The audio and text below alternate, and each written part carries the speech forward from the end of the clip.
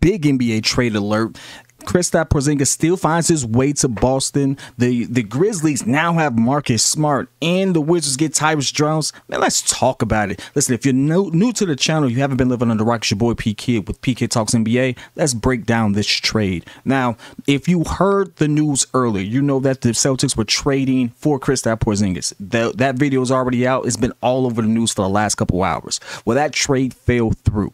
Apparently, the Clippers, not really realizing the situation with Malcolm Brogdon, didn't really like what they saw, didn't really like the injury history, and were like, you know what, we out of here. They already have an injury history thing with their two stars now. I don't think they wanted to deal with another one, and that kind of makes sense. But just when you thought that deal was dead, guess what?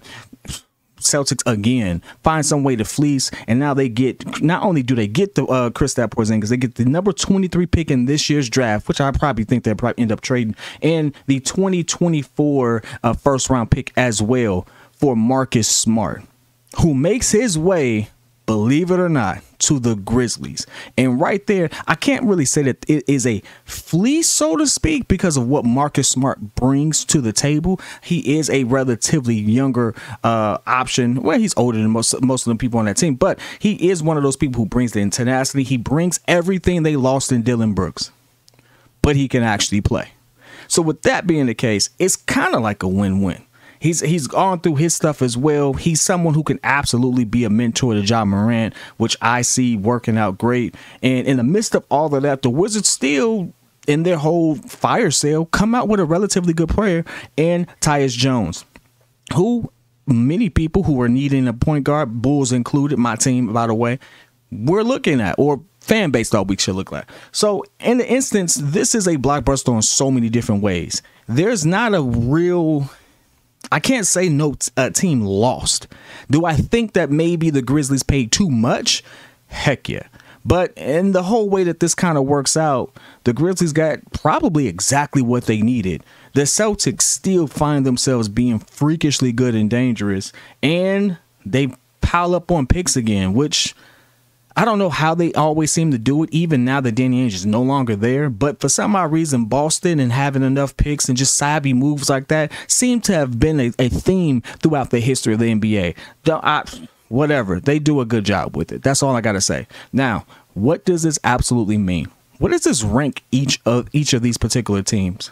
Well, right now, if you've heard that last video about Kristaps going to the Celtics with the last trade, the Boston Celtics are still one of the top teams in the East.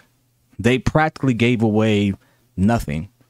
What I mean by that is they didn't get a worse player, and they still have options, so they didn't really lose much. They still have Malcolm Brogdon, who I thought as a sixth man played well, and if everything goes well with his health, they're right back in contention where they were, and probably with more tools and options in the post, which makes them more dangerous, because one of the things they didn't have, for the most part, if you looked at that series against Miami, they didn't have great post game. They really didn't. I mean, yeah, Time Lord should have been able to. It just wasn't great. Kristaps Porzingis, from a post game perspective, and how he can also spread the floor, and even how his options in the pick and roll, is a much better player currently. And right now, they're kind of in a win-now situation as well. I think that this is something that absolutely helps them. I have them as a favorite in the East. It just is what it is. They just have too much talent. Now, I know this is early on, but, I mean, let's be real. If you are a Celtic fan, and if you're someone who just understands the game of basketball and just appreciate a high-level game of basketball, you know that even as constructed, without them even making a trade, the Celtics were probably going to be a top 2 team in the East. This pretty much puts them a little over the hump for me, and they have options. Now, for the Grizzlies, I think this does wonders for the Grizzlies, mainly because they not only have someone who can talk the talk, but he can walk it as well. This is a defensive player of the year. It's only been 2 guards who've ever won defensive player of the year, Gary Payton and Marcus Smart. And so from a defensive standpoint, not only does he help them so much, he can actually run point. He has the experience of being in the finals and making long deep playoff runs. That is something that a lot of people on the Memphis Grizzlies do not have. He's also, again, someone who can be a positive role model, because he's been part of organizations where, hey, they don't really play. Now, despite everything that happened in the organization, Marcus Smart, for the most part, has kind of just been on his P's and Q's, especially lately. So you can't say anything about that. The dude does what he does. And for the most part, even when Jason Tatum or Jaylen Brown wasn't really showing up at times, Marcus Smart was still doing his thing. He was still kind of cooking.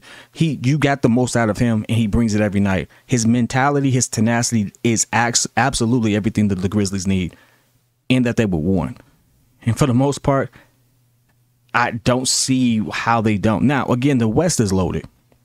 The West is loaded to the point where, you know, it's one of those things where Phoenix are a couple pieces away. I mean, that top 4, if they keep DeAndre Ayton, it's going to be hard to beat. But as far as them being in contention, especially when they get Ja Morant back, Memphis is still in it. They're right there.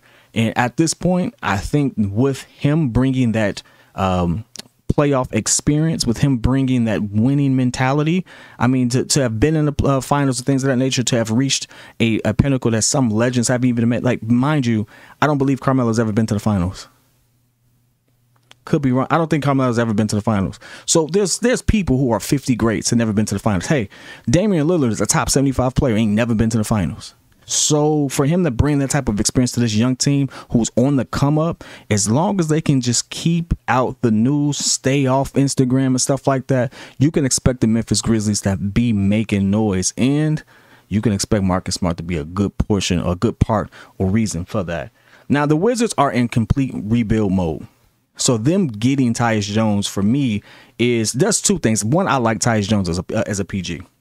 I think he's a really serviceable guard. I think he can really hoop. And now he gets the opportunity to be at an organization where he's going to get absolute playing time, because there is nobody there. Kyle Kuzma opted out, which, I mean, there's really nobody on that particular roster at this point. And the Wizards have pretty much let you know we're going full tilt rebuild. And that's good for them. So at this point, yeah, it is a fire sale. And this particular fire sale for the Wizards has upset and disrupted a lot of different things. The Boston Celtics got better, which, you know, hey, I don't always like to see, or you don't normally see a lot of key pieces like that get moved interconference. But I think, you know, the reputation of Kristaps Porzingis' health and stuff kind of precedes him a little bit. You absolutely wasn't going to see Marcus Smart in the Eastern Conference. You wouldn't have never seen Boston deal Marcus Smart to a team like Miami. It wasn't going to happen. You weren't going to have that problem. So at this point, you can see something like that. When you're someone of note, especially recently, you get dealt to the other conference. That's just what it is.